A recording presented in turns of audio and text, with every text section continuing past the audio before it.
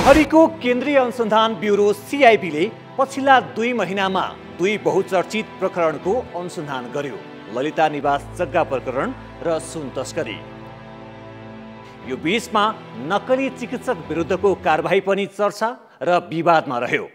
भदौ 10 गते ललिता निवास जग्गा प्रकरणमा 4 पूर्व मन्त्री सहित 290 जना विरुद्ध सरकारी छाप र दस्तखत कृत्यमा मुद्दा दायर भयो।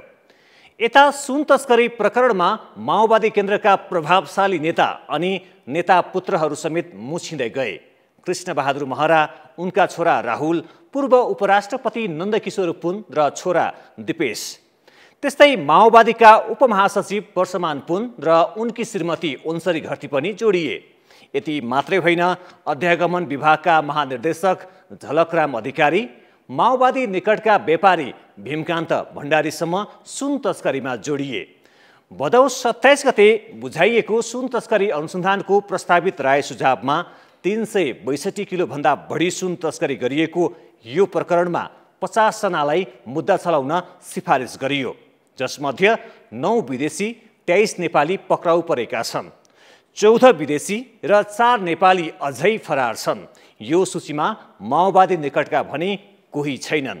सिआइबीको अनुसन्धान कति सफल? ललिता निवास र सुन तस्करीमा मुछिएका माओवादी नेता किन समातिएनन्? के प्रहरी दबावमा परेको हो? अनुसन्धानका क्रममा नाम जोडिए मलाई नै हतकडी लगाउनु भन्ने प्रधानमन्त्री पुष्पकमल दाहालको भनाई र व्यवहारमा कति अन्तर? किन सुस्ताए गृहमन्त्री नारायण काजी श्रेष्ठ? तस्कर र नेताबीचको नेटवर्क कस्तो? कसरी बन्दैछ अवैध कारोबारको समानान्तर अर्थतन्त्र? सरोकारको आजको अङ्कमा हामी यिनै विषयमा बहस गर्दैछौँ।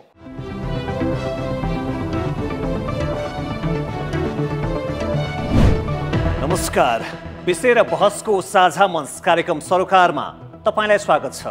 म विकास थपलिया। सरोकारको यो अङ्कमा ललिता निवास जग्गा र सुन तस्करी प्रकरणमा सिआइबीको अनुसन्धान कति सफल? यी अनुसन्धानको निरन्तरता वा पूर्णविराम के चाहन्छ सरकार? अपराधको राजनीतिकरण र कमजोर राज्य संयन्त्रमाथि बहस गर्दैछौँ।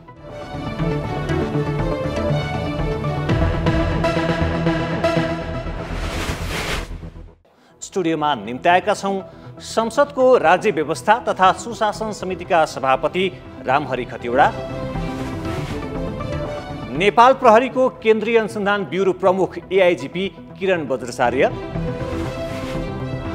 र पूर्व महान्यायाधिवक्ता रमेश बडाल। नमस्कार। सरोकारको आजको यो अङ्कमा उपस्थित हाम्रा अतिथिसँगै सम्पूर्ण सहभागीलाई स्वागत गर्न चाहन्छु र कुराकानीको सुरुवातमा ब्युरो प्रमुख किरण बज्राचार्यजीबाट गर्न चाहन्छु। पछिल्ला 2 महिना सम्भवतः तपाईँको जीवनकै महत्त्वपूर्ण र चुनौतीपूर्ण दिनहरू रहे होलान्।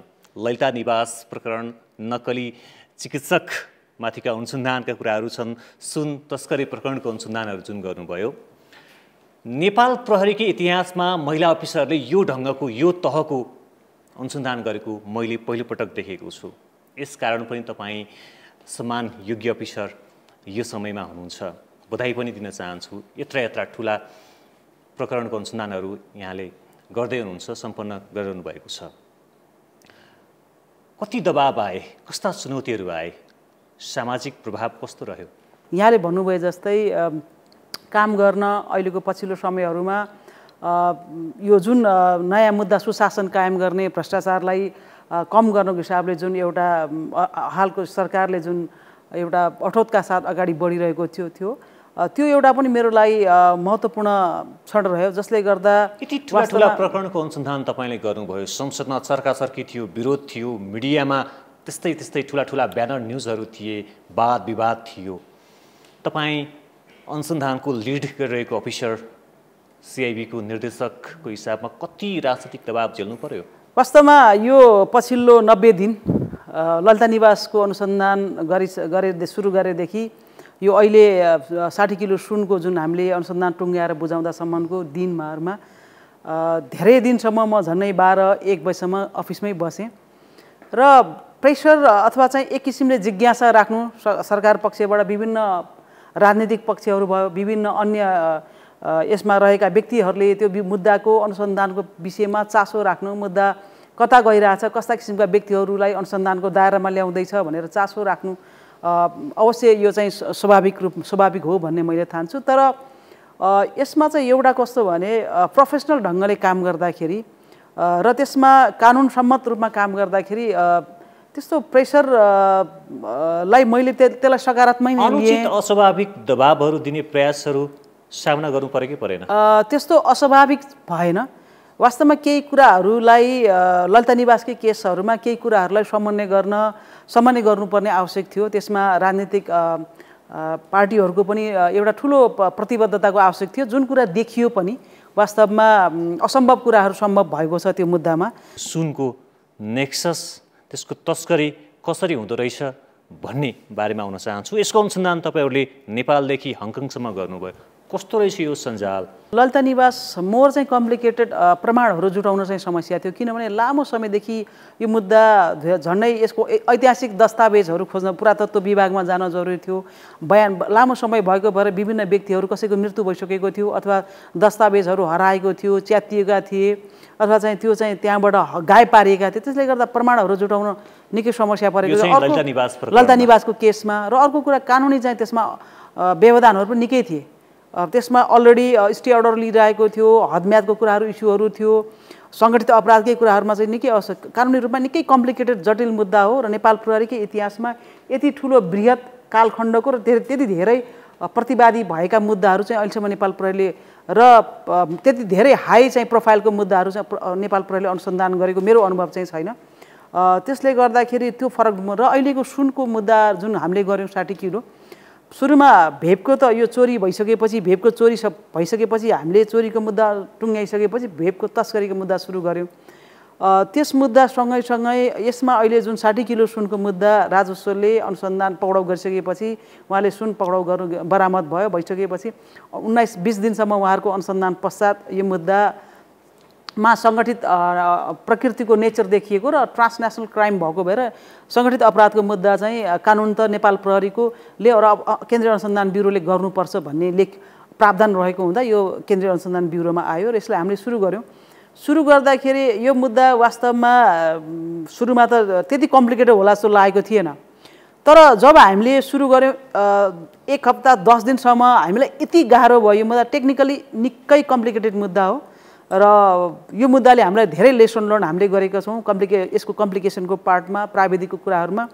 र जति पनि यी अपराधीहरूले हेऱ्यौँ भने उनीहरूले लामो समयसम्म नेपालमा भएका विभिन्न क्षेत्रहरूलाई अध्ययन गरेर प्राविधिक कहाँनिर हाम्रो चाहिँ प्राविधिक रूपमा हाम्रो कहाँनिर कमजोरी छ, प्रशासनिक रूपमा हाम्रो कहाँ कमजोरीहरू छ, के कस्ता यो सबै, अनि त्यसपछि आएर व्यक्तिहरूको कसरी लोभ प्रलोभनमा फसाउन सकिन्छ र कसरी काम गर्न सकिन्छ भन्ने किसिमको उनीहरूले लामो समयको अध्ययन पश्चात यो मुद्दा एकदमै यो जुन समूह यसमा गिरोह यसमा सम्बन्ध छ एकदमै प्रुफ एभिडेन्सलाई उनीहरूले कम्प्लिटली चाहिँ डिस्ट्रोय गरेको छ। एभिडेन्स कहीँबाट पनि आउन सक्ने हामी यो प्रकरणको चाहिँ भित्र छिर्छौँ। अब म रमेश बडालज्यूतर्फ आउन चाहन्छु कि तपाईँको दैनिकी अदालतमै बित्छ, वरिष्ठ अधिवक्ता हुनुहुन्छ, पूर्व महान्याधिवक्ता हुनुहुन्छ।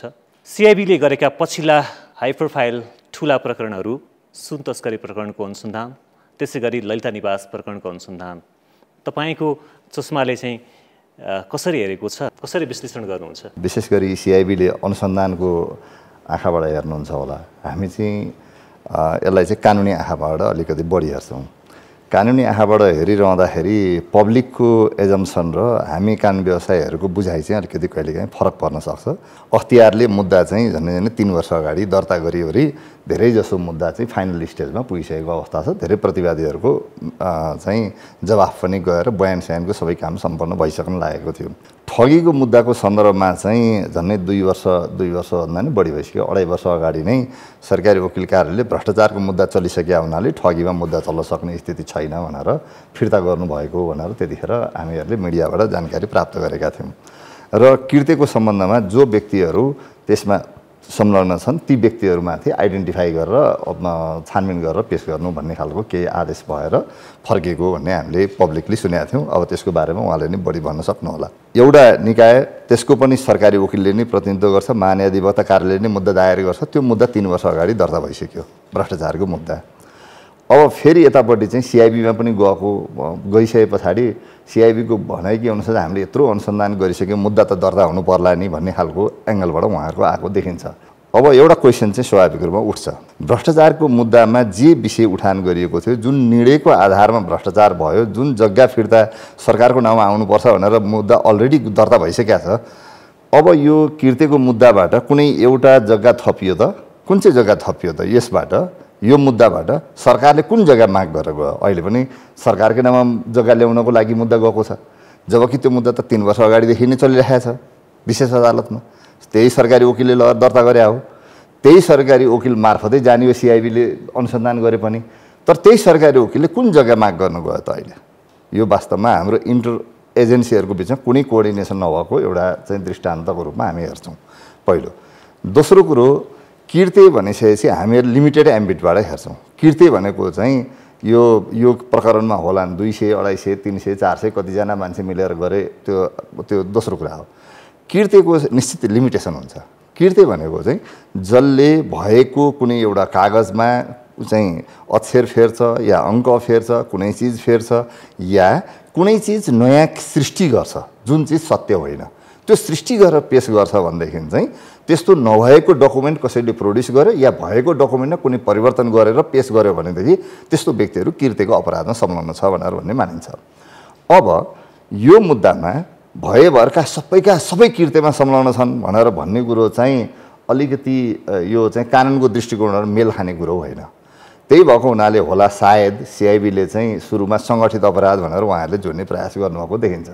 हामीले सङ्गठित अपराध भन्ने जोडिनासाथ हामी त कानुनको विद्यार्थी हो, हामीलाई आश्चर्य पनि लाग्यो।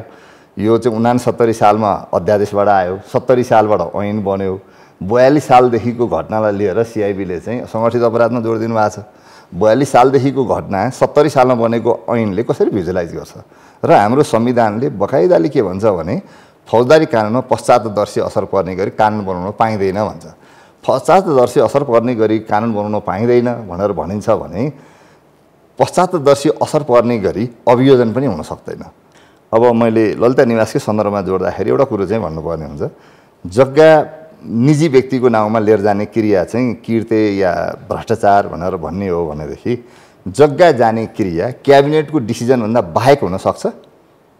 भएको हो, क्याबिनेटले डिसिजन नगरेको भए के हुन्थ्यो? त्यो त सरकारकै हुन्थ्यो। मैले भन्न खोजेको नम्बर 1 यो जानु पर्थ्यो पर्दैन भन्दाखेरि जानुपर्ने अवस्था थिएन, किर्तेको एम्बिटभित्र पर्दैन भन्ने मेरो भनाइ हो। तर यदि सिआइबीले वास्तविक अर्थमा छानबिन गर्ने हो भने who is the decision maker? Decision maker is cabinet. के मन्त्री परिषदले निर्णय गर्यो। हुन्छ, म यो टपिकमा फेरि आउँछु। त्यो विषयमा चाहिँ उहाँहरूले त्यसलाई चाहिँ विटनेस बनाइदिनु भयो। जब डिसिजन गर्ने मान्छे विटनेस हुन्छ अनि त्यसमा पेश गर्ने मान्छे चाहिँ अपराधी हुन्छ भनेर भन्ने कुरो यो अलिकति नमिलेको मात्रै होइन। अब अहिले हुन त उहाँहरूले पोलिटिकल प्रेसर इत्यादि खास आएन भन्नुभयो। एउटा प्रसङ्ग अघि जोड्नु भएको थियो, अलिकति समन्वय गर्नु परेको थियो पोलिटिकल्ली भन्नुभएको थियो। यो समन्वयमा परेछ कि भन्ने अर्थ चाहिँ बुझ्न सकिन्छ होला सायद। सभापतिज्यूतर्फ आउन चाहन्छु। गभर्मेन्ट एजेन्सीहरू बिचमा समन्वय भएको छैन। यही सुन तस्करी प्रकरणलाई हेर्ने हो भने पनि 50 जना अभियुक्तहरू प्रहरीले फाइल गरेको छ, जसमध्ये 23 जना विदेशी नागरिकहरू छन्। उनीहरूले यो देशमा नागरिकता बनाएका छन्, पासपोर्ट बनाएका छन्। उनीहरूको नागरिकता पासपोर्ट यो देशको मात्रै छैन, छिमेकी मुलुक भारतमा पनि बनाएका छन्, आधार कार्ड बनाएका छन्। उनीहरूसँग युरोपको कार्ड पनि छ। त्यस्ता मजबुत कारोबारीहरू, सुन तस्करहरूले अखडा जमाएर यो देशमा बसेका छन् भनेपछि त यो देशको राज्य व्यवस्था तथा सुशासन त कोल्याप्सको अवस्थामा रहेछ होइन? ललिता निवासबाट सुरुवात गरौँ कि सुन तस्करीबाट गरौँ कि तपाईँको क्वेसन्सबाट गरौँ? मलाई पनि अप्ठ्यारो भयो। म तपाईँकै क्वेसन्सबाट गएँ। यत्रो नागरिकता अर्को देशको नागरिकलाई नेपालमा ल्याएर नागरिकता बनाएर तस्करी गर्न लाउने मेन नायिका नागरिकता बनाउने मान्छे अहिले पक्राउ परेकै छैन। पढ्यो? मैले पढेको थाहा पाइनँ। म किरण बज्राचार्य लगायत नेपाल प्रहरीलाई धेरै धेरै धन्यवाद दिन चाहन्छु। कतिपय कुराहरूमा अब्बल दर्जामा बसेर काम गरेको छ। यो श्रेय नेपालको शिर उच्च पार्ने काममा नेपाल प्रहरी लागेको छ। म बधाई र धन्यवाद दिन चाहन्छु। उहाँहरूले आफ्नो बलबुताले जे भ्याउनु भयो त्यसका लागि म धन्यवाद दिन चाहन्छु। तर त्यो पुग छैन, अपुग छ। यही सुन प्रकरणमा पूर्व पुलिस अफिसरहरूकै इन्भल्भमेन्ट छ भन्ने सुन्नमा आएको छ। त्यो म अहिले धेरै त्यतातिर प्रवेश गर्न चाहिनँ। सबैको तपाईको भुटानी शरणार्थी प्रकरणमा गृह सचिवको मोबाइल डिजिटल फोरेन्सिक चेक गर्ने तपाईले यही प्रकरणमा किन पूर्व आइजीको नाउँ आएको थियो, किन त्यो मोबाइल चेक गर्नु भएन? हाम्रो शङ्का छ केही मान्छेहरू इन्भल्भ छन्, दाइ भाइ भन्ने मेसेज आदान प्रदान भएको छ। त्यो बारेमा किन बयानसम्म लिन पुगेन? त्यहाँ किन पूर्व प्रधानमन्त्रीकोमा ललिता निवास प्रकरण तपाईहरु जानुभयो, सुन प्रकरणमा किन त्यहाँ तपाईहरु जानु भएन? हाम्रो क्वेशन्स अझ यो गहन रूपले छलफल भएर अझ डिपली यो आएको भएदेखि हामीले एउटा सहज जवाफ पनि छ नि त कि कानुन बमोजिम अनुसन्धान गर्ने निकायलाई तपाईहरुले स्वतन्त्र ढंगबाट अनुसन्धान गर्न दिनु भएन, दबाब प्रेसर दिने त सत्तारूढ गठबन्धन नै हो। म तपाईलाई अनुरोध गरेँ, अहिले सीआईबी को प्रमुखले भनिरहनु भएको छ इमानदार स्वच्छपूर्वक काम गरेको छु भनेर। कोही पनि मान्छेले दबाब दिए जस्तो लाग्दैन यो मान्छेलाई पक्राउ गर, यसलाई थुन, यसलाई राख, यसलाई छोड भनेर। तर केही मान्छेहरूको नाउँ चाहिँ तपाईले भने जस्तै नागरिकता बनाउने प्रकरणमा कसैको नाउँ आएको छ, कसैको दाइको नाउँ आएको छ, कसैको भाइको नाउँ आएको छ, कसैको छोराको नाउँ आएको छ, कसैको बाउको नाउँ आएको छ। ती मान्छेहरूलाई जुन लेभलबाट गहनतम रूपमा अनुसन्धान गरिदिनु पर्ने हो त्यो नगरेको हो कि भन्ने अनुभूति चाहिँ हामीलाई पनि भएको छ अहिले। तर दावा भन्ने मान्छे जो चर्चित रूपमा नेपालमा बसेर विदेशी नागरिक लिएर यहाँ नेपालको पनि नागरिकता लिएको छ, तिनीहरूको मोबाइलबाट पूर्व आइजिपीहरूको फोनमा दाइ भाइ भनेर सम्पर्क भएको, विभिन्न समयमा कुरा भएको समेत मेसेज आएको छ। त्यति मात्र हैन, त्यसपछि एउटा विज्ञप्ति आएको छ पूर्व आइजीका नाउँबाट, मैले उहाँलाई सुराकीका रूपमा प्रयोग गरेको थिएँ त्यस्तै खालको भनेर आएको छ। कस्तो खालको मान्छेलाई नेपाल प्रहरीकाहरूले युज गर्दो रहेछ भन्ने त्यहाँ पनि देखिएको छ। यो चाहिँ अलि कमजोरी हो। भलै म एउटा कुरामा धन्यवाद दिन चाहन्छु, यो सँगै सत्तारूढ गठबन्धनका प्रभावशाली नेताहरू कृष्णबहादुर महरा लगायतका उहाँका छोरा वर्षमान पुनका दम्पति उहाँहरूको पनि नाम आएको छ। तपाईहरुले चाहिँ प्रेसर गर्न सक्नु भएन सरकारलाई? तपाईहरुकै जगमा पिलरमा यो सरकार अडेको छ। म एउटा कुरा भने, हामीले कानुन भन्दा माथि गएर कसैलाई अहिले मेरै पार्टीको भए पनि अर्को पार्टीको भए पनि अनुसन्धानको प्रक्रियामा यसलाई ल्याऊ यसलाई नल्याऊ भनेर हामीले कहीँ पनि दबाब दिने प्रक्रियामा लाग्यौँ न। हामीलाई विश्वास थियो, अहिले पनि छ नेपाल प्रहरीप्रति। ल्याऊ नल्याऊ भन्नुभन्दा पनि विश्वास छ। अनुसन्धानको लागि बाटो खोलिदेऊ तपाईलाई यो कुरा त हाम्रो पार्टी सभापतिले शुद्ध भन्नुभयो। पार्टी सभापति शेरबहादुर देउवाले पनि जोसुकै होस् निष्पक्ष छानबिन गर भनेर भन्नुभयो। मैले बेला बेला प्रधानमन्त्रीको भनाइ पनि सुने, तर प्रधानमन्त्रीको भनाइ सुने, गृहमन्त्रीको पनि भनाइ सुने, तर केही मान्छेहरूको बारेमा जुन रूपमा मुद्दा दर्ता हुँदा नाउँहरू आउनुपर्ने हो ती मान्छे हामीले देखेर मात्रै त भएन। कानुनी रूपमा कुन प्रकारले आउनु पर्थ्यो, कानुनले भ्याएन कि कानुनले देखेन कि बाहिर मिडियामा आएका कुराहरू सत्य भएनन् कि? कांग्रेस सभापतिज्यूको चाहिँ असन्तुष्टि केमा थियो भने नक्कली भुटानी शरणार्थी प्रकरणमा कांग्रेसका नेतालाई समाइयो, तर सुन प्रकरणमा माओवादी नेताहरू मुछिँदा पनि पक्राउ गरिएन भनेर असन्तुष्टि व्यक्त गर्नुभएको यो साँचो? कुन लेभलसम्म पुग्नु पर्ने थियो थिएन, कहाँ पुग्यो कहाँ अड्क्यो त्यो बारेमा फेरि छलफल पनि होला। अझै पनि निरन्तर यसलाई चाहिँ छानबिन छ भनेर गृहमन्त्री भनिरहनु भएको छ। तर कतिपय बयानको क्रममा उल्लेख गरिएका नाउँहरूको बारेमा प्रहरी त्यतिखेर पनि प्रवेश गर्यो, कतिपय नाउँहरूमा प्रवेश गरेन। त्यो वास्तवमा अलिकता शङ्काकै घेरामै रह्यो त्यतिखेर पनि। र अहिलेको त्यतिखेर पनि पार्टी सभापतिकी श्रीमती आरजु राणाको पनि नाम जोडिएको थियो, त्यसमा चाहिँ तपाईँ किन उल्लेख गर्नुहुन्न? होइन, मैले एउटा कुरा कानुनी दायरामा ल्याउनु पर्छ किन भन्नु? मैले एउटा कुरा भने, म कसैको पनि पक्षमा विपक्षमा जान्न। नाउँ जोडिएर आएको छ भने कानुन सम्मत रूपमा काहीँ इन्भल्भमेन्ट दिएको छ, कसैले उजुरी दिएको छ, त्यसमा इन्भल्भ छ भने कानुनी दायरामा ल्याउनु पर्छ। व्यक्तिगत रूपमा कसैले कसैको नाउँ पोलेकै आधारमा मात्रै ल्याउने हो भने तपाईको पूर्व पार्टी प्रधानमन्त्रीका पिएदेखि तपाईको गृहमन्त्रीका प्रमुख तपाईको सुरक्षा सल्लाहकारले त फलानु प्लेनमा फलानु मान्छे यतिखेर आउँदैछ फलाना, त्यसलाई पनि है भाइ हो भनेको अडियो रेकर्डै फेला पर्यो, त्यहाँ पनि पुलिस प्रवेश गर्न सकेन। त्यसैले यो सानालाई मात्र छुने पद्धति हो भने जोसुकै होस् त्यो गलत थियो र आज पनि छ। इन्भल्भमेन्ट जसुकै छ भने त्यसलाई तान्न पुलिसहरू हिचकिचाउनु हुँदैन। पदका आधारमा होइन, कानुनका आधारमा, संविधानका आधारमा, नियमका आधारमा छानबिन गराउनुपर्छ भन्ने हाम्रो धारणा छ। म अब ब्युरो प्रमुखज्यूतर्फ आउन चाहन्छु। केही सवालहरू यहाँ खडा भए के भन्नुहुन्छ? रमेश सरले भन्नुभए जस्तै यसमा चाहिँ अब हामीले कृत्यमा लग्यौँ, कृत्यमा लिएर जाँदाखेरि अर्को कुरा के देख्यौँ भने अनुसन्धानको क्रममा जुन 49 सालबाट 112 रोपनी जग्गा सुरुमा लगियो, यो मुद्दा चाहिँ यसमा चाहिँ राणा परिवारहरूले यो अपव्याख्या गरियो। नेपाल सरकारले अधिग्रहण गरेको जग्गालाई अधीनमा जफत गरेको जग्गा भन्ने सुवर्ण शमशेर लगायतका परिवारमा जफत गरेको भने अपव्याख्या गरी 124 र 125 नम्बरको मिसिल त्यहाँबाट हटाइएको छ, अथवा चाहिँ त्यहाँबाट यो नियत बस त्यहाँबाट चाहिँ लुकाइएको छ, त्यसलाई चाहिँ हटाएको छ। त्यो सबै गरेर हामीले त्यो पनि त्यसको चाहिँ प्रतिलिपि ल्याएका छौँ, त्यसलाई सम्बन्धित उसबाट प्रमाणित गरेर लिएर आएका छौँ। सबै हेर्दाखेरि र त्यति बेला 22 झन्डै 23-24 रोपनी जग्गा चाहिँ त्यहाँका कर्मचारीहरूले बकस लिएर गएको छ। र त्यस्तै गरेर त्यसपछि अर्को 12 आना गएको छ, 63 सालमा गर्दा गर्दै 70 सालमा आएर टिकिन्चा गुठीको रूपमा यो जग्गा तपाईँले हेर्नुभयो भने सबै प्रत्येक पटक केही व्यक्तिहरू जस्तो यो जग्गाहरू जब राणा परिवारमा आउँछ, राणा परिवारबाट फेरि त्यस्तै गरेर यो उसमा मोहीहरू खडा, कृत्रिम मोहीहरू खडा गरिन्छ।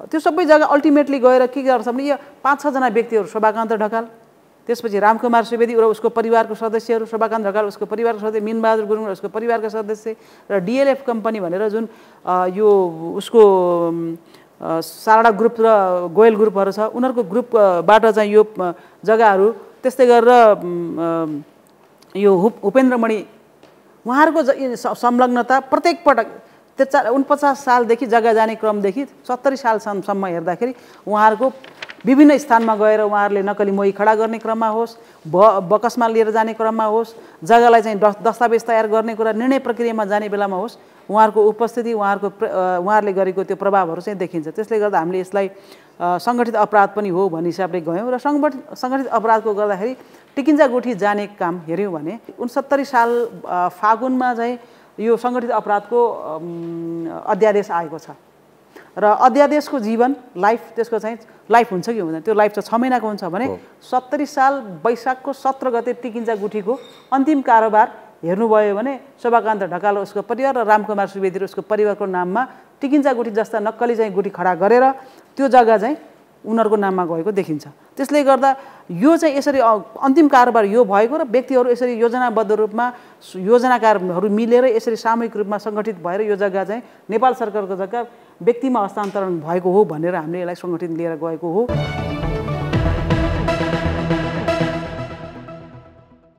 मुख्य निर्णयकर्ता पूर्व प्रधानमन्त्रीहरू हुनुहुन्थ्यो, माधव कुमार नेपाल, बाबुराम भट्टराई, मुख्य सचिव लीलामणि पौडेल पनि यसमा जोडिनु भयो। उहाँहरूलाई चाहिँ किन कानुनी दायरामा ल्याइएन, कार्यालयमा झिकाइएन भन्ने आम प्रश्न छ, उहाँले पनि त्यो राख्नुभएको थियो। अब मैले आफूले बुझेअनुसार म के भन्छु भने कृत्य भन्ने कुराहरू तलबाट खडा हुँदै जान्छ र भ्रष्टाचार भन्ने कुरा माथिबाट तल झर्छ।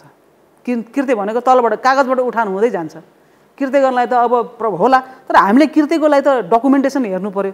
प्रमाणको रूपमा चाहिँ तलबाट माथि हुँदै जाँदाखेरि माथिल्लो अवस्थामा गर्दा उहाँहरूले कहीँ कतै उहाँहरूको उद्देश्य थियो होला, तर कहीँ कतै कलम चोपेर उहाँले सिग्नेचर गएको देखिएन। त्यसले गर्दा त्यो गएर हामीले हेर्नुपर्ने हुन्छ। हामीले चाहिँ वस्तुनिष्ठ रूपमा हामीले चाहिँ प्रमाणलाई राखेर अनुसन्धान गर्नुपर्ने हुँदाखेरि त्यो आधार नदेखेको भएर हामीले उहाँहरूलाई एज उसको रूपमा लगेको हो। भ्रष्टाचारको रूपमा यो उहाँको तर्कमा रमेश बडालजी के भन्नुहुन्छ? यो चाहिँ रमाइलो कुरा भयो। यो चाहिँ क्याबिनेटमा बसेर क्याबिनेटको चाहिँ प्रधानमन्त्रीज्यूले त्यो दिन क्याबिनेटमा कहिले पनि सही हुँदैन, मुख्य सचिवले मात्रै प्रमाणीकरण गर्ने हो। सम्बन्धित लाइन मिनिस्टर र प्रधानमन्त्रीज्यूको संलग्नता नभइकन, विशेष गरी प्रधानमन्त्रीज्यूको संलग्नता नभइकन क्याबिनेटमा कुनै निर्णय हुँदैन। अरू सबैमा हुनसक्छ, अरू मन्त्रीहरू नहुन सक्नुहुन्छ, म मान्छु। क्याबिनेटमा प्रधानमन्त्रीले चाहनुभयो भने त्यो आज बसेको बैठकमा 3 दिन पछाडि उहाँलाई केही लाग्यो भने मुख्य सचिवले भनेर त्यो निर्णयमा हालिदिनुहोस् भनेर भन्ने चलन हुन्छ। यो आम रूपमा इन्टरनेसनली नेसनली जम्मैतिर चल्ने चलन त्यही हो। त्यही भए हुनाले प्रधानमन्त्री त्यसकारण म त्यही अनुभवले मैले भनिरहेको छु। त्यो अनुभव मात्रै, त्योभन्दा अगाडिको पनि मैले जानकारी पाएरै मैले भनिरहेको छु। र क्याबिनेटको कुनै पनि डिसिजन प्रधानमन्त्रीज्यूको संलग्नता र स्वीकृति बिना कुनै निर्णय हुँदैन। यदि हामीले त्यो निर्णय हुन्छ भनेर परिकल्पना गऱ्यौँ भनेदेखि क्याबिनेट भन्ने कुरो बन्द गर्दै हुन्छ। त्यसो भए कसले निर्णय गर्ने, त्यसैलाई जिम्मा दिए भइहाल्यो नि, किन क्याबिनेटमा लिएर जाने? त्यसले गर्दाखेरि यदि रिस्पोन्सिबल उहाँको कलम चोपिया थियो थिएन भनेर भन्ने कुराबाट गर्ने हो भने उहाँले भन्नुभयो एउटा कुरोमा म सहमत छु, किर्ते तलबाट उठेर आउँछ भनेर भन्नुभयो, ठिक हो। किर्ते इन्ट्री पोइन्टमा कसले डकुमेन्ट सबमिट गर्छ र त्यो सबमिट गर्ने क्रममा यदि कोही कर्मचारी इन्भल्भमेन्ट रहेछन् त्यो कर्मचारी पर्छ। तर त्यो डकुमेन्ट माथि पेस भयो, माथिबाट यो माथि जानुपर्छ भनेर भन्यो, माथिबाट माथि जानुपर्छ भन्दै भन्यो भने त्यो लाइनमा परेका सबै मान्छे किर्तेमा हुन्छन् भनेर भन्ने कुरो यो बेकारको कुरा हो। यो कमन सेन्सबाट हेर्दाखेरि पनि नमिल्ने कुरामा चाहिँ हामी जानु हुँदैन भन्ने लाग्छ। किर्तेमा केही मान्छे संलग्न छन्, यसमा फेरि तपाईँले भन्नुभएको कुरा म स्वीकार गर्छु। यो किर्ते चाहिँ कागज क्रिएट नगरिकन यो काम भएको छैन, कागज क्रिएट भएका छन्, थुप्रैवटा कागज क्रिएट भएका छन्। तर तलदेखि माथिसम्मका सबै मान्छेहरू चाहिँ संलग्न हुने अनि मुख्य निर्णयकर्ता चाहिँ संलग्न छैन भनेर उन्मुक्ति दिने कुरोले चाहिँ यो सिङ्गो अनुसन्धान हजुरहरूले गर्नुभएको अनुसन्धानलाई तातपानी खनाइदिएको छ। त्यसले गर्दाखेरि चाहिँ यो वास्तवमा यसमा हजुरहरूले भन्न मिल्दैन, हामी त्यति कुरो त बुझिहाल्छौँ। पोलिटिकल प्रेसर यसमा स्वाभाविक रूपमा थियो, सरकार टिक्ने नटिक्ने कुरो थियो। अब ठ्याक्कै यही कुरा सभापति ज्यूलाई राख्न चाहन्छु। सिआइबीले सबै डकुमेन्टेसनहरू गरिरहेको थियो, अनुसन्धान प्रतिवेदनहरू सङ्कलन गरिरहेको थियो, मानिसहरूलाई बोलाउने झिकाउने बयान लिने अनुसन्धान गर्ने हिरासतमा राख्ने काम गरिरहेको थियो। उता बालुवाटारमा सत्ता गठबन्धनको बैठक बसिरहेको थियो कि पूर्व प्रधानमन्त्रीहरूलाई सिआइबी पठाउने कि नपठाउने। अलिकता पोलिटिकल स्ट्यान्डबाजीका रूपमा पनि यो ललिता निवास प्रकरणलाई प्रयोग गर्न थाल्यो। कसको इन्ट्रेस्टमा हो त्यतातिर म अहिले प्रवेश गर्न चाहन्न। म एउटा कुरा नचलाउन किन दबाब दिएको हामी कसैले पनि, म यहीँ हुनुहुन्छ त्यहाँको प्रमुख किरणजी, कुनै पनि मान्छेलाई मुद्दा नचलाउनु भनेर सरकारले भनेर र यसलाई चलाउनै पर्छ भनेर पनि हामीले भन्यौँ। हाम्रो एउटा कुरा के थियो भने कानुन अनुसार मुलुक चल्नुपर्छ, कानुनले जे भन्छ तपाईँहरू त्यो अनुसार जानुहोस्, यो र त्यो भन्ने हाम्रो आँखामा छैन।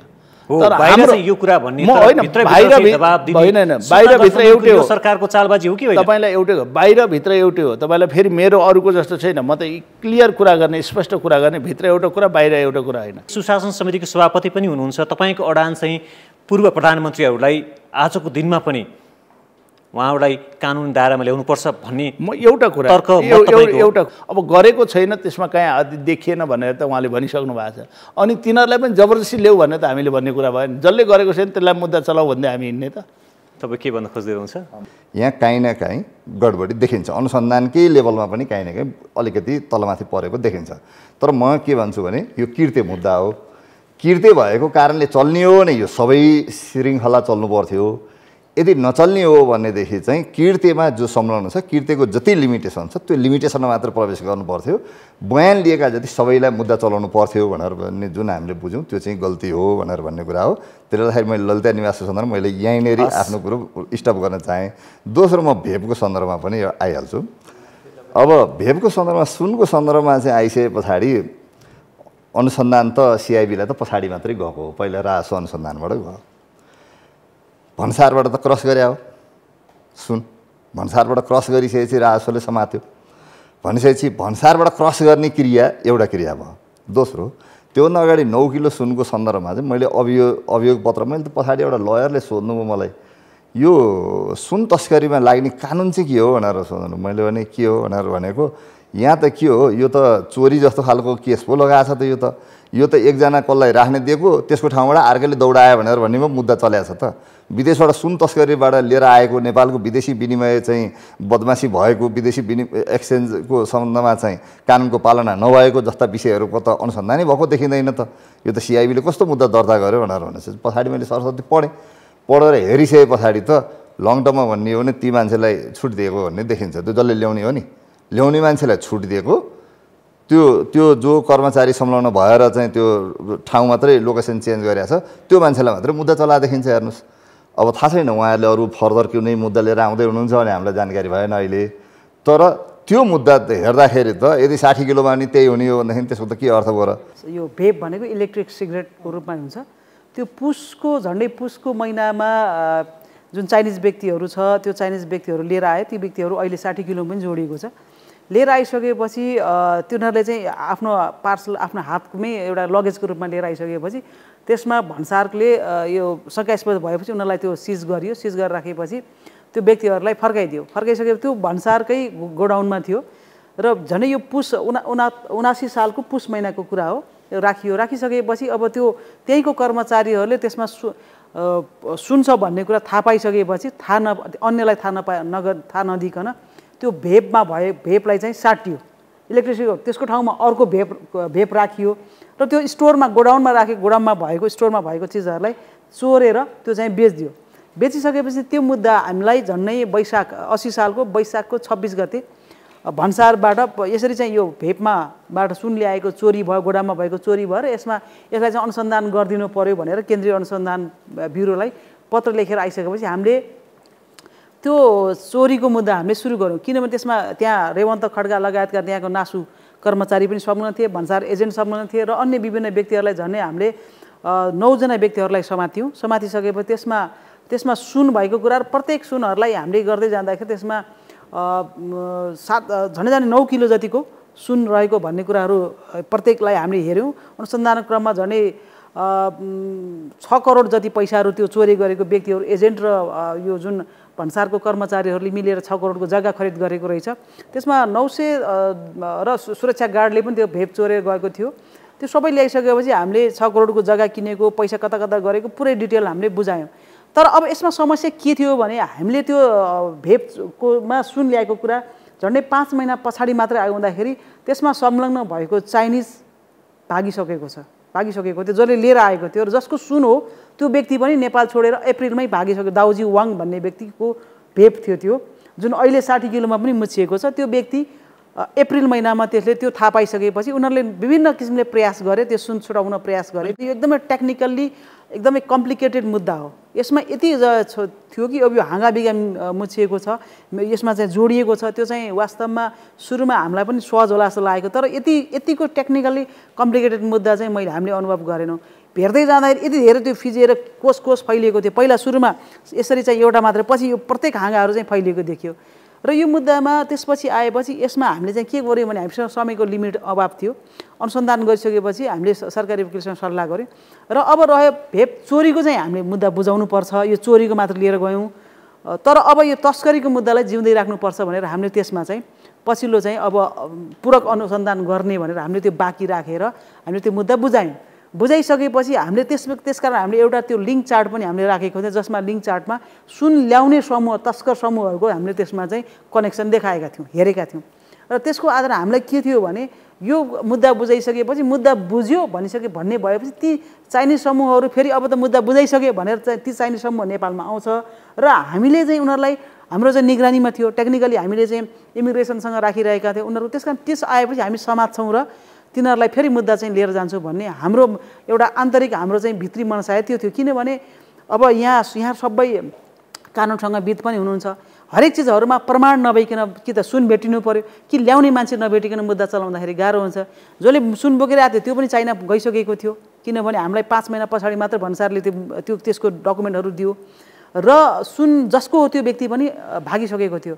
र अनि त्यसले गर्दाखेरि हामीले अहिले पछिल्लो समय हेर्नुभयो भने कृष्णबहादुर महराको छोरा राहुल महरालाई त्यही भेपको तस्करीको मुद्दा, जसलाई चाहिँ नेपाल सरकारलाई जसले बुझाउनु पर्ने नगरिकन भन्सार ऐनको पैथरी सम्बन्धी चोरी पैथारी चाहिँ सम्बन्धीमा हामीले तस्करी र सङ्गठित अपराधमा अहिले हामीले म्याद लिएर बसेका छौँ। मुद्दा अनुसन्धान अगाडि बढेको छ, त्यसका कुराहरू हेर्दैछौँ। र यो छानबिनको क्रममा 60 किलोको पनि यहाँहरूले हेर्नुभयो भने यो यति धेरै फैलिएको मुद्दा छ कि वास्तवमा अघि विकासले गर्नुभएको कुराहरू मैले चाहिँ सहमत हुन्छु कि वास्तवमा अब फरक ढङ्गले सुरक्षाको हिसाबमा पनि हाम्रो सिस्टमहरूलाई पनि अलिकति फरक ढङ्गले हेर्न जरुरी छ। म पछि आउँछु।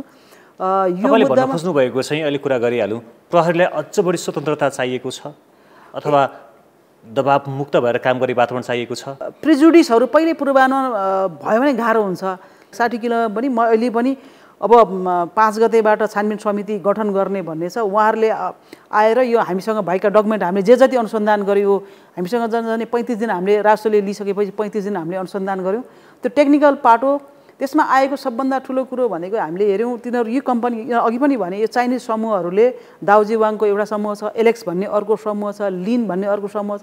यो 3टा मेन समूहहरूले नेपालमा विभिन्न किसिमका चाहिँ यो यसको नक्कली नागरिकताहरू बनाएको छ। अघि नागरिकता कुराहरू गर्नुभयो रमेश सरले, त्यसमा चाहिँ नागरिकता सम्बन्धी र राहदानी सम्बन्धीमा हामीले यो मुद्दामा 60 किलोको मुद्दामा हामीले मुद्दा अहिले गरेको भन्सार ऐनको चोरी यो पैथारी सम्बन्धी र सरकारी ऐन सम्बन्धी मात्रै सङ्गठित अपराध मात्र गऱ्यौँ। डिजिटल करेन्सीहरू क्रिप्टो करेन्सीहरू प्रयोग गरेको देखिन्छ। जस्तो शिव सर्राफ भन्ने व्यक्तिलाई हामीले समात्यौँ, जुन नेपाली व्यापारी हो, उसमा चाहिँ 1 अरबको झन्डैको डिजिटल ट्रान्ज्याक्सनहरू हङकङमा पठाएको देखिन्छ। त्यस्तै गरेर एलेक्स भन्ने जुन चाइनिज व्यक्ति छ, उसले पनि इन्डियन पार्टीहरू र विभिन्न पार्टीहरूलाई थुप्रो पैसाहरू चाहिँ डिजिटल करेन्सी क्रिप्टो अलिपे जस्ता चाहिँ यो डिजिटल वालेटहरूबाट पैसाहरू ट्रान्ज्याक्सन गरेको देखिन्छ। त्यसमा राष्ट्र ब्याङ्क ऐन 2058 को दफा 25 अनुसार कारबाही गर्नुपर्छ भनेर हामीले सुझाव दिएका छौँ। त्यस्तै गरेर यो अर्को चाहिँ उसमा चाहिँ हामीले नागरिकता सम्बन्धी ऐनबाट कारबाही गर्नुपर्छ भनेर र अहिले हामी 60 किलोमै कन्फाइन हुनुपर्ने र अर्को कुरा समयको पनि अभावले गर्दाखेरि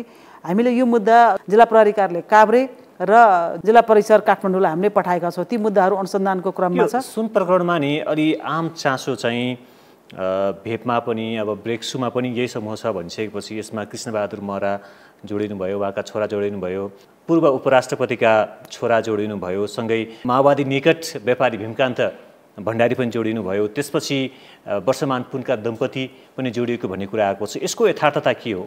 अनुसन्धानको क्रममा हामीले जुन एउटा व्यक्ति दावा भन्ने जुन व्यक्ति छ, दावा छिरिङ, त्यो व्यक्ति चाहिँ कस्तो हो भने ऊ चाहिँ तिब्बतियन मूलको बेल्जियम नागरिकता भएको व्यक्ति हो र पछिल्लो समयमा अनुसन्धान क्रममा नेपालको नागरिकता पनि र नेपाली राजधानी पनि लिएको भेटिएको छ। यो अहिलेको चाइनिज समूहहरूलाई सहजीकरण गर्ने लोकल ठाउँहरू कोठाहरू खोज्ने क्रममा चाहे नागरिकता बनाउने कुराहरूमा होस् र उसले यो क्रममा जुन राजनीतिक व्यक्तिमा संलग्न भएको अमला रोक्कालाई विवाह गरिसकेपछि उसले एउटा यस्ता किसिमका गलत ढङ्गले नेपालमा जुन तिब्बतियन अथवा चाइनिज मूलका व्यक्तिहरू नेपालमा आउने र अपराध गर्नेहरूलाई एउटा संरक्षण दिने, उनीहरूलाई चाहिँ त्यो इन्स्योर गराउने, उनीहरूलाई त्यो व्यवस्थापन गर्ने काम चाहिँ दावा छिरिङको भएको देखिन्छ। र यो मुद्दामा पनि उसले कुनै पनि एउटा राजनीतिक व्यक्ति अथवा कुनै पनि प्रभावशाली व्यक्तिसँग गएर फोटो खिच्ने र उसले ती प्रभावहरू सबै फेरि यो अन्य चाइनिज मूलका अपराध गर्न आएका व्यक्तिहरूलाई देखाउने र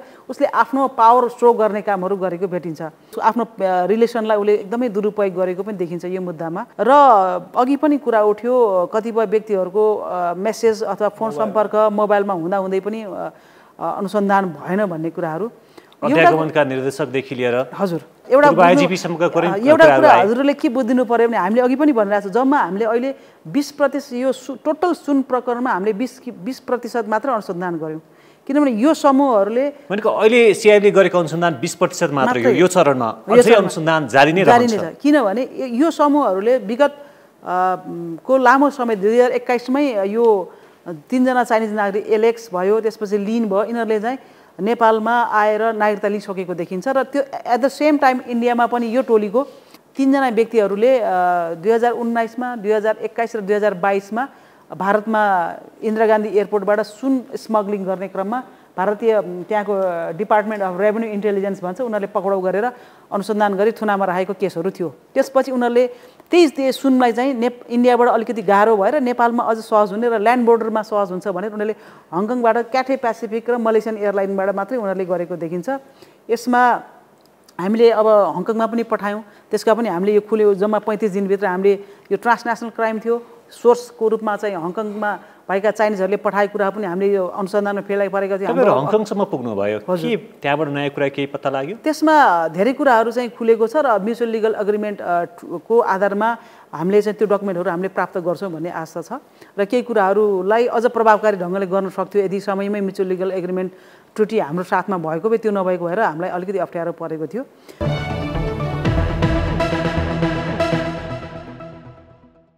सुन प्रकरणमा अहिलेसम्म हामीले देखेको मुख्य अभियुक्त दावा छिरिङको सम्पर्क खास गरी माओवादी निकट नेताहरूसँग देखियो, प्रहरीका पूर्व महानिरीक्षकहरूसम्म पनि देखिएको छ। उहाँहरूमाथि चाहिँ अनुसन्धान हुन्छ? यस्तो छ, अनुसन्धान भनेको हामीले बुझ्ने कामहरू भइरहेको छ। अघि पनि मैले भने यो मात्र अहिले यो समूहले विभिन्न ग्रुपहरू मिलाएर धेरै पटक विभिन्न वस्तुहरूमा लुकाएर सुन ल्याएको भन्ने कुरा देख्न सकिन्छ। तर अहिले हामीले समयको अभाव र अर्को समस्या भनेको भाषाको पनि थियो हामीसँग, र भाषा पनि थियो, चाइनिज भाषालाई अनुवाद गरेर बुझ्नुपर्ने थियो, अनुवाद गरेर उनीहरूलाई भन्नुपर्ने हुँदाखेरि हाम्रो टाइम त्यसमा पनि धेरै खर्च भयो। र अघि पनि मैले राखेँ यसमा टेक्निकली सबैको फोनहरू डिएफएल गर्नुपर्ने थियो। डिएफएलको रिपोर्ट आउन चाहिँ टाइम भयो। त्यसपछि आइसकेको रिपोर्टहरू प्रायः गरेर उनीहरूको कुनै पनि रेगुलर कल थिएन। यिनीहरूले जति पनि थियो सबै यो सोसल मिडियाको जस्तो व्हाट्सएप विच्याट जस्ता माध्यमबाट कुराहरू गरिरहेको थियो। त्यसमा पनि अर्को समस्या के थियो भने यो चाहिँ यिनीहरू एकदमै प्रोफेसनल अर्गनाइज क्रिमिनलहरूको जस्तो उनीहरूले चाहिँ उनीहरूको थियो।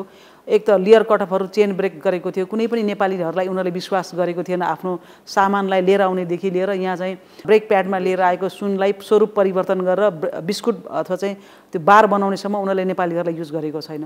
र सुन ह्यान्डओभर गर्दाखेरि पनि उनीहरूले कोडवर्डहरू युज गरेको छ, जुन चाहिँ सुनकै पनि तपाईँले विच्याटहरूमा हेऱ्यो भने एकदमै कोडवर्डहरू युज, त्यसलाई डिकोड गर्न समस्या थियो, चाइनिज ल्याङ्ग्वेजको समस्या थियो अझ पनि। र फेरि सबभन्दा अर्को के थियो भने अडियो सबै मोस्टली चाहिँ कन्भर्सेसन अडियोमा उनीहरूले गरेको छ, अडियोमा विच्याट र उसबाट गरेको छ।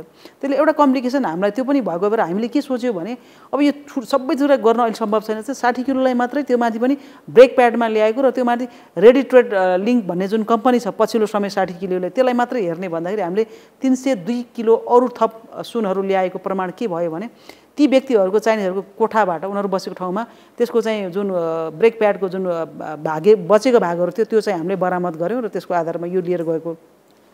र यति किलो यसमै मात्र हामीले अहिले सीमित भएर अनुसन्धान गर्दाखेरि दावा लामाको भूमिका योजनाकारको रूपमै देखिन्छ।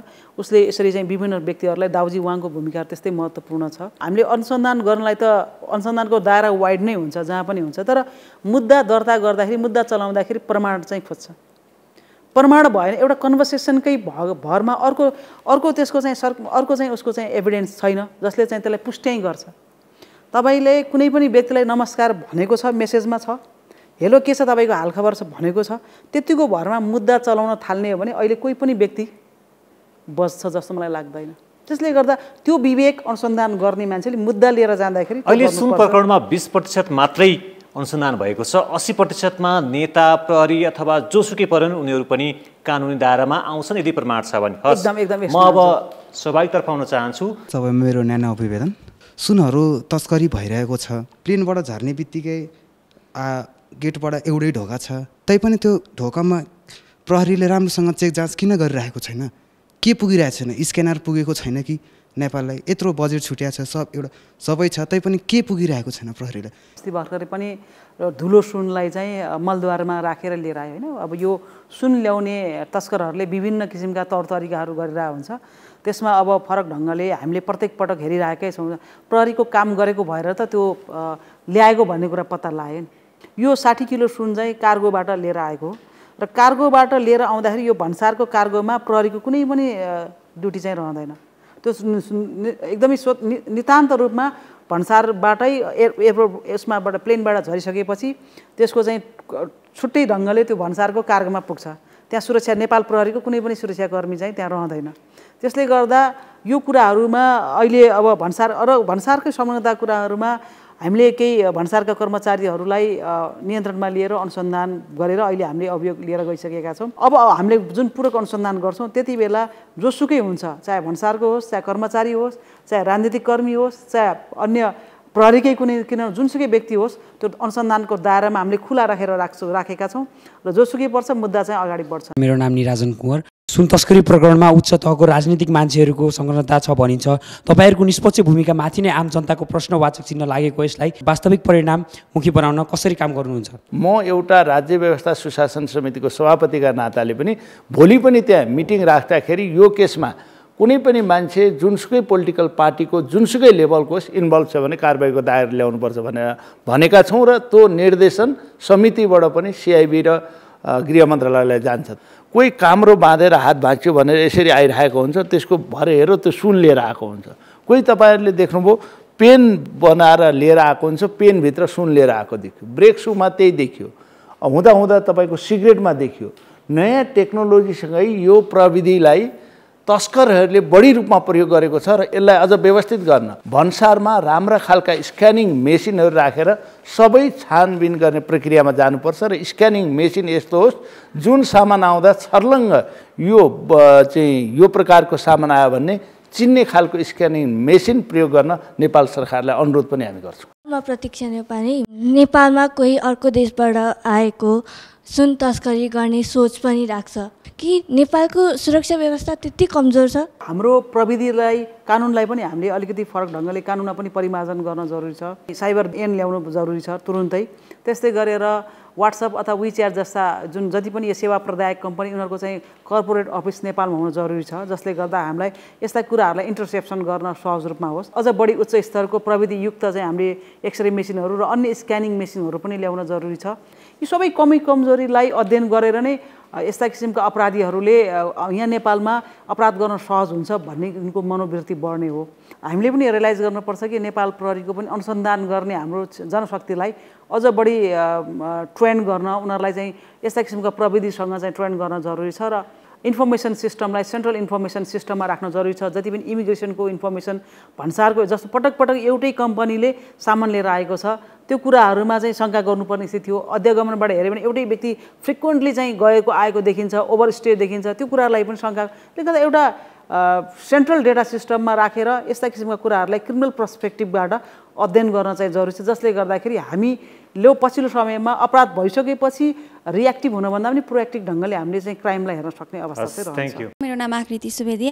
वर्तमान सरकारले अपराध संहिता 2074मा संशोधन गर्न लागेको केही नेपाल ऐन संशोधनमा अपराधलाई राजनीतिसँग जोडेमा उन्मुक्ति दिन मिल्ने व्यवस्था पेश गरेको छ, तर अहिले पनि सुन तस्करी लगायत ठुल्ठुला अपराधहरूमा राजनीतिक सहभागिता देखिएको छ। यस्तो अवस्थामा अपराध अनुसन्धान र फौजदारी कानुनको उपयोगिता कस्तो हुन सक्छ? सिआइबी प्रमुख सरले भन्नुभयो पूर्व आइजिपीसँग दावाको फोनमा दाइ भाइ भनेर मेसेज गरेको कुरा भन्नुभयो।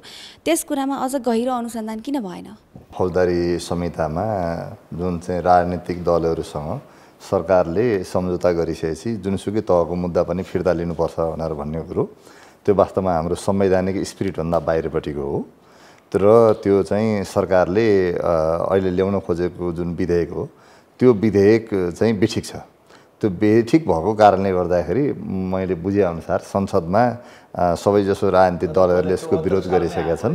यो सरकारभन्दा अघिल्लै सरकारले ल्याएको यो गलत कुरा नगरौँ। अहिले भर्खरै पेश भएको तपाईले त्योभन्दा अगाडि आएर अहिले पेश भएको यो भन्दा अगाडि नै नेभर नेभर यो गलत कुरा नगरौँ रामहरिजी। यसमा धेरै पोलिटिक्स अहिले भर्खर चाहिँ त्यो अहिले एकैचोटि संशोधनका लागि 79 वटा ऐन अहिले पेश भयो अहिलेको सरकारले, तर अघिल्लै सरकारका पालामा पेश भएको 74 पछाडि। यति झुट यति फटाइको कुरो सभापतिज्यूको मुखबाट नआओस्, यति झुट कुरो चाहिँ कम्तीमा मिडियाको सामु नबोल्नु होला। फेरि तपाईलाई भने तपाईलाई रेशम चौधरीको मुद्दा फिर्ता लिनको लागि तपाईले दर्ता गर्नुभयो यो विधेयक, त्यसले गर्दाखेरि चाहिँ रेशम चौधरी चाहिँ छुटिसक्नु हो, अहिले तपाईहरु ब्याक हुन खोजिराख्नु भएको छ। कुरो यति प्रश्न भन्नुस् न। यसमा म तपाईलाई जवाफ दिन्छु। त्यसले गर्दाखेरि अध्यादेश योभन्दा पहिलेकै सरकारले ल्याएको थियो। संसदमा पनि नेपाली कांग्रेसको तर्फबाट मन्त्री हुनुहुन्छ कानुन मन्त्रीले निर्लज्जतापूर्वक उहाँले के भन्नुभयो भने कानुन मन्त्रीज्यूले कि यो अगाडिको सरकारले बनाएर राखेको विधेयक मैले ल्याएँ भनेर।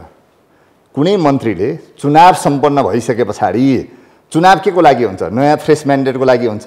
यदि पहिलाको सरकारले गल्ती गरेको छ भने अहिलेको सरकारले किन गल्ती दोहोऱ्याउने? नम्बर 1। नम्बर 2, यो जुन अहिले विधेयकको जुन अहिले तपाईले प्रश्न सोधिराख्नु भएको छ नि राजनीतिक दलसँगको सम्झौताबाट मुद्दा फिर्ता लिने भन्ने विषय यसभन्दा अगाडिको कुनै पनि सरकारले पेश गरेको थिएन संसदमा। तत्कालीन केपी ओली प्रधानमन्त्री हुँदाखेरि अध्यादेशै ल्याएको थियो। त्यसपछिबाट पनि यो सरकारका पालामा गम्भीर अपराध प्रकृतिका अपराधदेखि बाहेकका कुनै पनि पोलिटिकल पार्टीसँग गर्नुपर्ने सम्झौता छन् भने त्यतिखेर सीके राउत र तपाईको विप्लवसँगका सम्बन्धलाई लिएर त्यतिखेरको अध्यादेश जारी भएन। कानुन बनाउने क्रममा ल्याइयो। अहिले पनि तपाईको मत चाहिँ के हो? यो विधेयक ल्याउन आवश्यक छ कि छैन अथवा यो विधेयक ल्याउनु गम्भीर प्रकृतिका अपराधलाई राज्यले यसरी छुट दिने काम गर्नु हुँदैन। क्लियर कुरा। धन्यवाद। यति कुरा भन्नुस् न। उहाँको एउटा अर्को प्रश्न थियो कि यो दावा छिरिङको च्याटमा दाजुभाइको सम्बन्ध आइजिपीसँग अथवा नेताहरूसँग देखियो भने त्यसमा गैर अनुसन्धान हुन्छ कि हुँदैन भने? अनुसन्धानमा देखियो र प्रमाणमा आयो भनेदेखि अनुसन्धानमा प्रमाणले जुट्यो भने कोही व्यक्ति पनि पछाडि कारबाहीको दायरामा चाहिँ आउँछ। यसमा प्रहरीले पूर्ण रूपमा यसमा निष्ठापूर्वक इमानदारी साथ र निष्पक्ष भएर अनुसन्धान गर्छ। प्रधानमन्त्री पुष्पकमल दाहालले यो जसरी माओवादी निकट नेताहरूको नाम आइरहेको छ यसमा यसो गर उसो गर भन्नुभएको छ कि छैन? मैले नढाडिकन भन्नुपर्छ, कुनै पनि व्यक्तिलाई छोड्न अथवा चाहिँ अथवा फसाउने भन्ने हिसाबले कहिले पनि मलाई निर्देशन भएन। निष्पक्ष अनुसन्धान गर्नुस् भन्ने रह्यो र अब केही हिसाबले पार्टीको हिसाबले कुनै व्यक्तिको विषयमा चासो के छ भन्ने कुराहरू रहनु, सबै पार्टीहरूको आफ्नो चासो रहनु स्वाभाविक हो। किनभने एउटा सानो मुद्दा पनि बाउले आमाले साथी सङ्गतले यो मेरो मान्छेको के भएको छ भन्ने कुरा सोध्छ, त्यो सोध्नु चाहिँ स्वाभाविक हो मैले लान्छु। तर कुनै पनि व्यक्तिलाई यसलाई चाहिँ तपाईँहरूले प्रमाण लुकाएर चाहिँ मुद्दा नचलाउनुहोस् है भन्ने कुरा चाहिँ मलाई कहीँ गर्दाबाट निरसन चाहिँ आएन। मेरो नाम प्रचण्ड पटेल।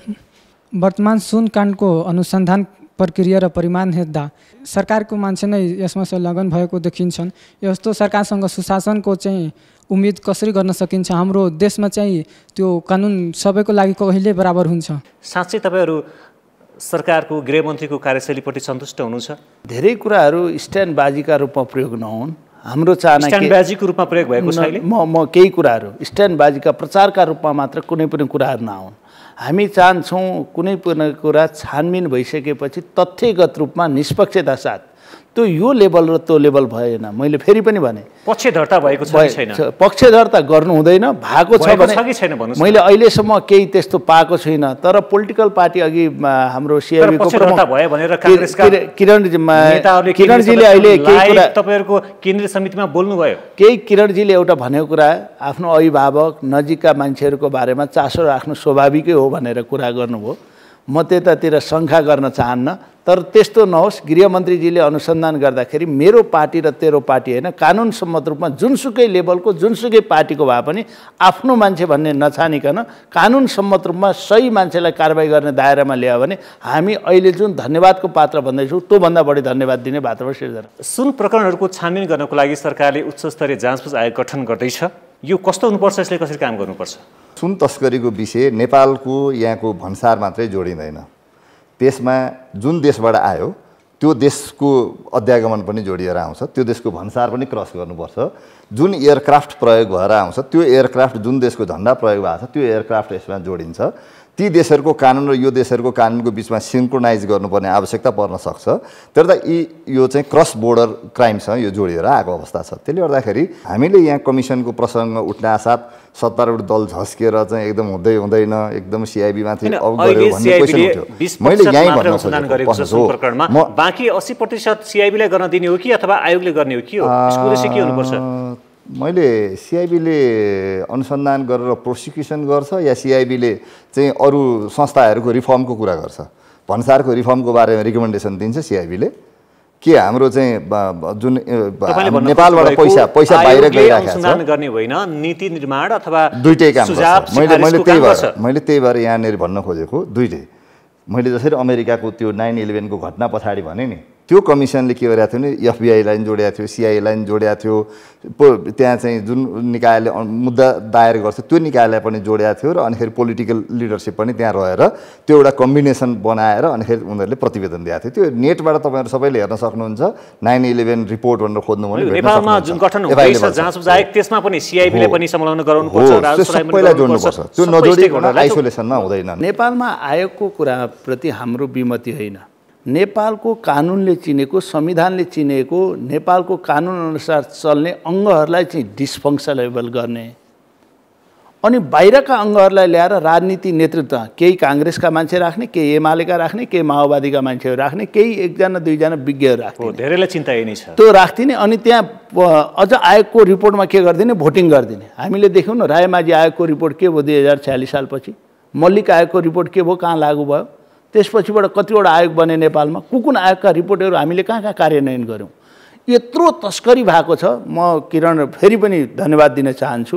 362 किलो सुन त तपाईँको 9 महिनाको अवधिको रहेछ यो, अहिले त्योभन्दा अगाडिको 2074 पछाडि 2079 सालसम्म प्रधानमन्त्री केपी ओली हुँदाखेरि एउटा गृह मन्त्रालयको सहसचिवको संयोजकता एउटा आयोग नेपालमा सुन तस्करी भएको केसमा 33 किलो सुन प्रकरण, 33 किलो होइन, त्यो 4 वर्षको अवधिमा 4 वर्षको त्यहाँ 7779 केजी सुन नेपालमा आएको रिपोर्ट पेश गर्यो त्यो आयोग। त्यो आयोगले सहसचिव गृह मन्त्रालयको नेतृत्वमा।